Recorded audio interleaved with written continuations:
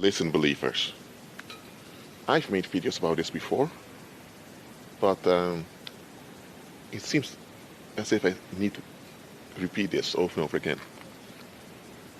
To break generational curses, we need to examine how our parents raised us and how our parents were raised by our grandparents. And if possible, we need to check how our grandparents were raised by our great-grandparents. We need to be able to see the generational patterns that are harming us. And that implies that when we realize, hold on a minute, how mom or dad treated me that way when I was 13 or 14, even if I was wrong, my parents' behavior was out of line, we need to admit the behavior was out of line and we should call out our parents on it. And now they're adults, we should be able to converse about it as adults, and they as adults should be able to admit that they were wrong. Right? However, what often happens is when adults challenge their parents years later, it's because they're adults now, they're not children anymore, and often they're not even living with the parents anymore, they have their own homes, they have jobs, they have families of their own. When they challenge their parents either deny, deflect means they blame someone else for the behavior, or they flat out accuse the grown child of causing the bad behavior in the parent. Now, if this was a spouse, or a co-worker, or a regular friend, or a politician doing it, we would call it out for what it is. Narcissism. And we wouldn't approve of such behavior. And we would consider either breaking contact or lowering contact with such an individual. Because we would realize we cannot deal with an individual who doesn't want to contribute to solutions. To contribute to solutions, you must be responsible. Now, a child is too overwhelmed to understand what's going on. You can't expect of a child. Of a teenager, you can understand that you can expect that they begin to understand the concept of responsibility. So you can expect something from teenagers. But adults, you should be able to expect adults to at least see when something doesn't add up. And here's the thing.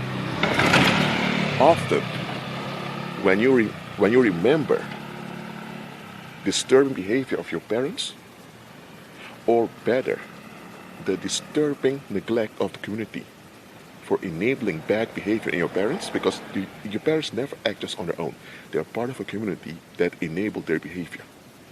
So often when you have repressed memories of disturbing behavior of your parents or the community, you knew it was disturbing while you were growing up. You just didn't have the words to express what it was. So now that you're an adult and you're informed about personality disorders, you're informed about how evil operates, all of that, your mind processes things again and you realize, hold on a minute, what was that? Or why did my parents threaten with physical violence just to get a grip on me? Would he or she do the same thing if it was one of their friends or one of their co-workers, whatever? You know the answer, they wouldn't do it. So then we came to ask, what entitles them to do it to me? And some of your parents will still think they can get away with being narcissistic towards you now that you're grown, living in your own house with your own family. Look, this may not be the case for everyone. If you have parents who broke generational curses and they are completely renewed and they raise you in a renewed way, praise the Lord. But that's not the norm in the world. Most people grow up under generational curses. And they often don't realize that they've been initiated in generational curses. Because that's what happens. When you grow up, you are initiated by society. And society is a series of generational curses that people embrace. Now, your parents are an extension of the community. So if your parents are out of line, it's because the community is out of line. So let me give an example. There's this movie called Jurassic Park 2, or it's called The Lost World. I've watched it several times.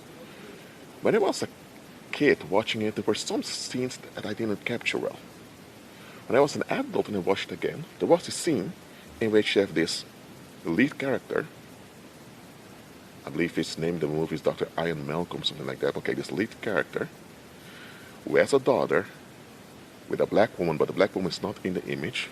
Bit weird. So the black daughter of him meets this red-haired woman that appears to have a crush on her father, and she talks about it. And the father says, "If you know what's good for your future, you will not finish this sentence."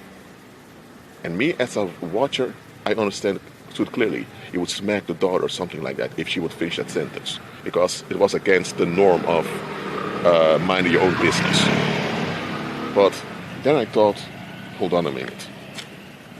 The fact alone that the makers of The Lost World or of Jurassic Park 2, the fact alone that they were comfortable putting this scene in that movie, that speaks volumes. Because that scene was just an example of narcissistic violence. In real life, you speak like that to any adult out there, you may get retaliation. You may get a physical fight, or you may get even legal charges for intimidation or harassment.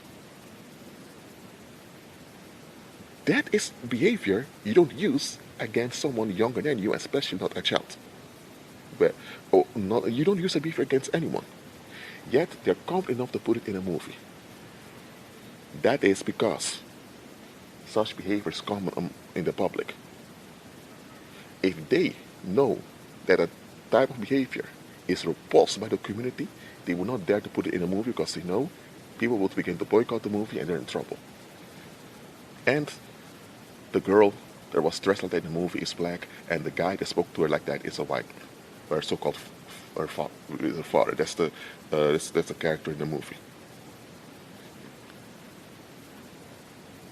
Now, and I was thinking, if it was a white girl, a white daughter in a movie, and the father was spoken like that to her, would people have received it differently? Look, I'm not race baiting here. I'm not looking for faults in movies. I'm not here to start a fight or a debate or an argument. I'm just putting some things out to you.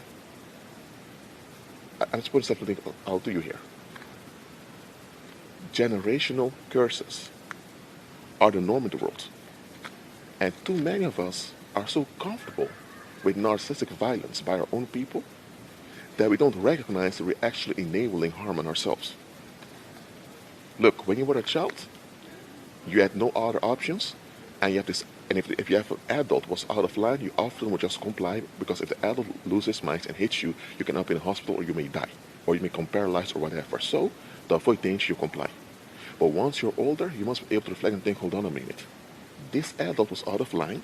Other people knew about it, but nobody did something about it. If you have a father, for example, who threatens with physical harm because he gets out of line, and suddenly the neighbors come around and ask, "Sir, what's going on there?" Threatening violence against a child. What's wrong with you? And your father stopped. If that happened, the community was in order. But if the community enabled danger on you, then you must realize, okay, those people are cowards. That's those same people that enabled harm on you. I dare to say, if you would speak in a way that they don't consider polite, they would tell you, you don't have any manners, who raised you.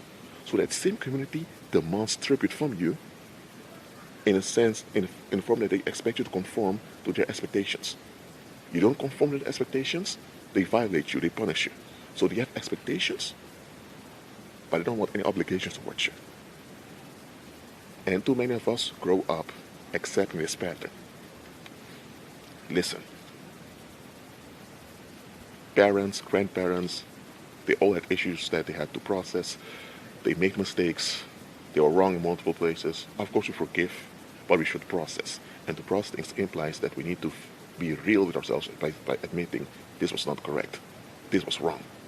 And it was more disturbing is that people persisted in the wrong and at the same time expect us to validate them.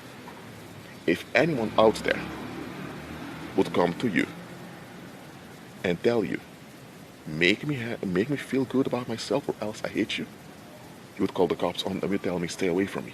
Don't come with that creepy behavior near me. But when society does it as a whole, we think it's normal, we think it's alright. Especially when our relatives do it. Look, you forgive, you walk in peace with everyone, but that does not mean that others are not obliged to comply with justice. They are obliged to repent, comply with justice, and to be safe. Stop enabling narcissistic violence from your parents grandparents and other relatives. Stop doing it. Because as long as you're enabling that, you are participating in darkness. And for some of you, that would imply this to disassociate from such people. Listen, your safety matters. Okay? And if people disregard your safety because they just don't want to face themselves or just don't want to, if they put their own human will above human safety, then they are in idolatry and they are delusional. And what did I tell you? Delusional people are dangerous people. If a community or if an environment is delusional enough, if an environment is delusional enough to enable harm on a child, then they're able to commit any type of atrocity. So who cares about ISIS? Who cares about Al-Qaeda? Who cares about who's behind the COVID-19 pandemic? Who cares about drug cartels? Who cares about all those enemies that the media give to you?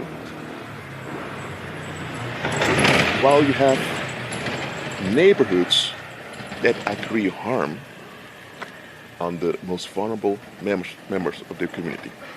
And they even expect and feel entitled to get away with it, and they want to be praised and honored for it. Open your eyes, believers. Keep walking by faith. Be at peace.